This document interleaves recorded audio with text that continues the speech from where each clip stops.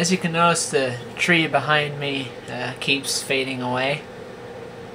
Now the lights are off of it, as you can see. They're on the floor. Yep. And, okay, so anyway, the next video I'm going to show you is several things here. We're going to show you the optical drives, which the optical drives would be DVD drive, DVD burner, Blu-ray burner, whatever. Works the same way, same premise. Hard drive, and for those of you that are really old-fashioned, floppy disk drive. Yeah, there aren't too many people that have those anymore. This computer already had one, and it's 3 years old, so we're retaining it. Probably in the future, probably won't have one in it. Anyway, so I'm going to show you that. Your optical drives, as you know, are what you put your discs in to install programs, play DVDs, play music, play games, blah blah blah. That's kind of self-explanatory. Okay, floppy disk drive, same thing. You know, you put floppy disks in it, for those of you that still use those, which there really aren't very many anymore. There's not too much of a reason to anymore, unless you have something that's really old that you have to use. I don't even think they make floppy disks anymore. I think they stopped making them recently. And then your hard drive. The hard drive is what stores all your data on your computer. Some people confuse hard drive with memory, but hard drive is where your data permanently is stored on it. It doesn't get erased as soon as you shut your computer off and such.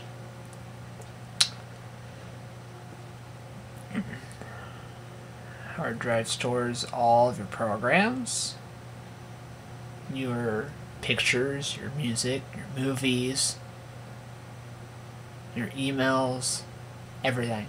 All that junk. That's what your hard drive is used for. Hard drive is probably the slowest part in a computer. And so, one of the reasons why is because it's mechanical. Now, they have some new ones out there, the new solid-state disk drives, which I have yet to get my hands on yet. Those aren't mechanical, and they're supposedly really, really fast, and I'd like to get my hands on one, but they're expensive right now. So anyway, enjoy. Okay, so now we are going to put in the optical drives, the floppy disk drive, which is old, and the hard drive. Yes, that what you saw with my mouth there in that video is probably what you thought it was. Okay. So the first thing I'm going to get out is the optical drive. This optical drive is a SATA optical drive, which you'll notice has the flat connectors on the back of it. As you can see there, I'm holding now is the SATA connector and the PATA connector. They also call the PATA connector an IDE ribbon, as it really is a ribbon instead of just a cable.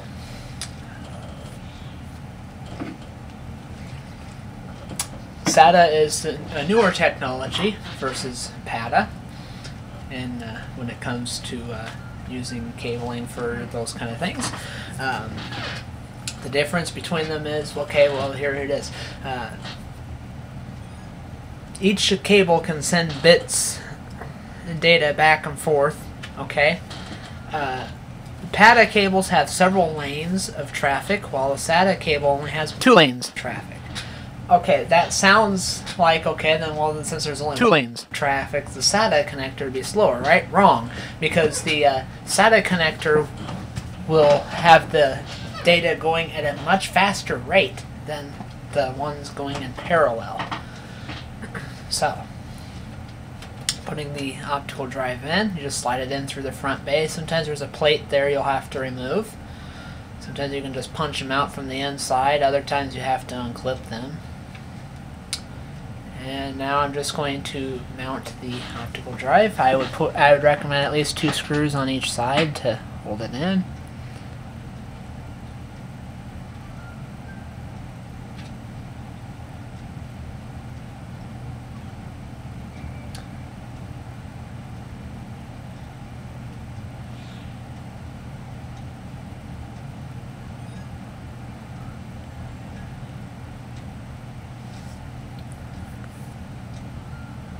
turning it around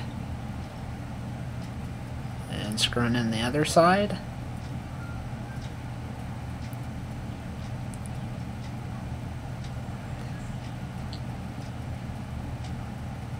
Yes, I did edit some of this out so it wouldn't be so long as long of a video. Okay. That's mounted. Now we're going to put the SATA cable in. This is actually the data. The SATA cable is the data cable. This is what takes the data, goes from the motherboard to the drive or vice versa. So now I'm going to run the SATA cable. Now the hard drive is SATA also, so I'm not going to put this in the very first SATA connector. I'm going to put it in the next one above it.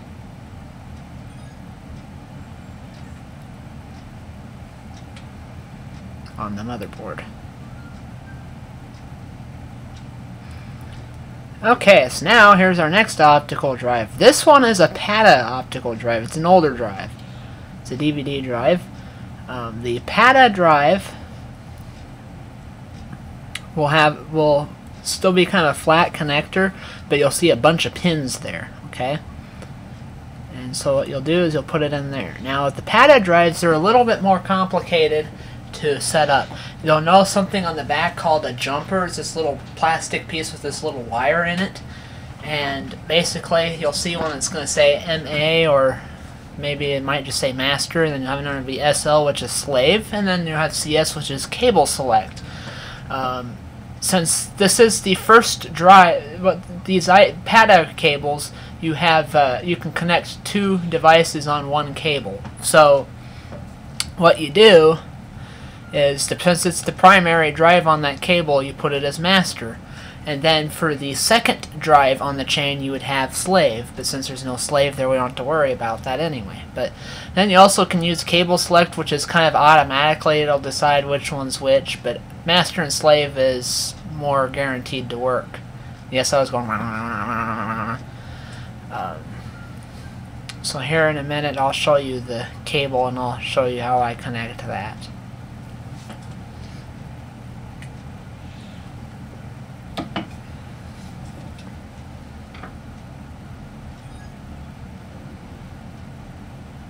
Okay, so here's the PATA cable or IDE ribbon. You'll notice that there's two connectors close together, and then there's one that's a lot on the other end of the chain. The one that's apart from the other two connectors is the one that goes to the motherboard. The two that are close together are the ones that go to the devices. So they could be hard drives, could be optical drives, or whatnot.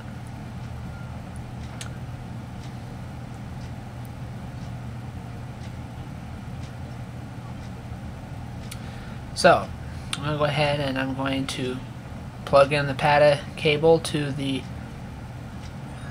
IDE header on the motherboard.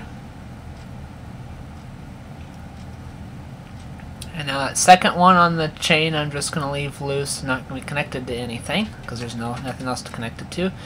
And we'll hook up that main one right there to the optical drive. Now while I'm on that subject with these PATA cables, I do not recommend putting a hard drive and an optical drive on the same chain. There should be two separate PATA cables, and if your motherboard doesn't support that, you might have an issue with that. But the reason being is on the PATA cable on that chain will only go as fast as the slowest device on the chain.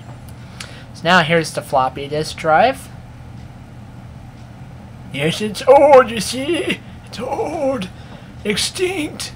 Outdated. So now I'm going to put it in through the front. Sometimes again there's a plate there you'll have to punch out when you slide her in.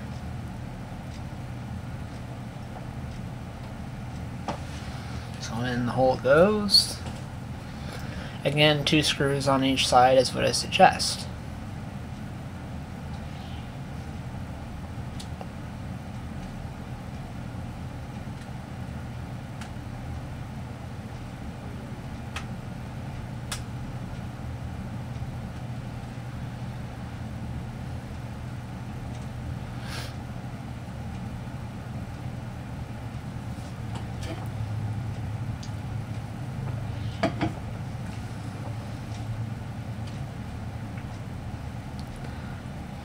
Now, of course, all of these devices, the optical drives, the floppy disk drive, and the hard drive, all of them also need power. These cables are just for transferring the data.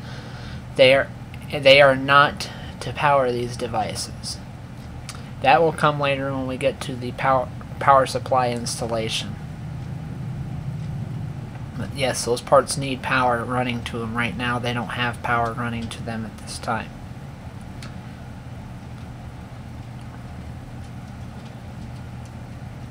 So now the floppy drive is mounted. Now we need to put it in. So here is the floppy ribbon. It looks similar to the IDE ribbon. It might be a little bit narrower. I think it has less wires. You're going to notice an end, which I'm showing you right now. It's got like little tears in it. That's the end that's going to actually go to the floppy drive. Okay. Now on the other end is the end that's going to go to the motherboard. And again, you can only put it in one way. All these cables you should only be able to put in one way. On the floppy disk drive, if you put it in backwards, what might happen is you might see the floppy drive light up on the floppy disk drive and it stays lit non-stop. That's a sign that you probably hooked up the cable backwards. So you turn it around the other way. Sometimes they have pins so you can't mess it up. Other times they don't. But again, these are almost extinct now, so you probably won't have to deal with these too often.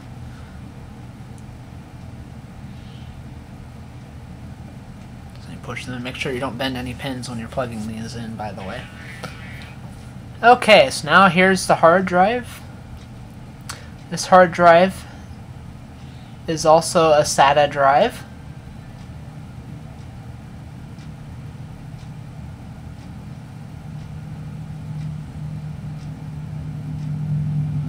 So we're going to put it in the drive bay.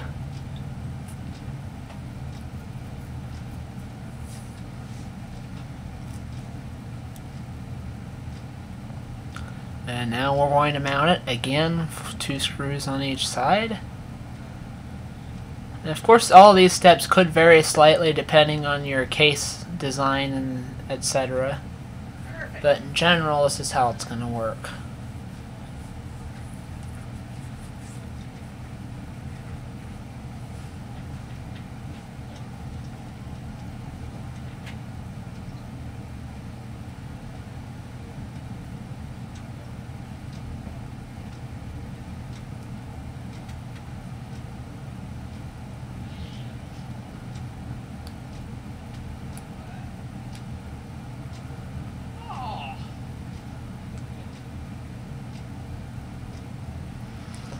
Okay, hard drive is mounted.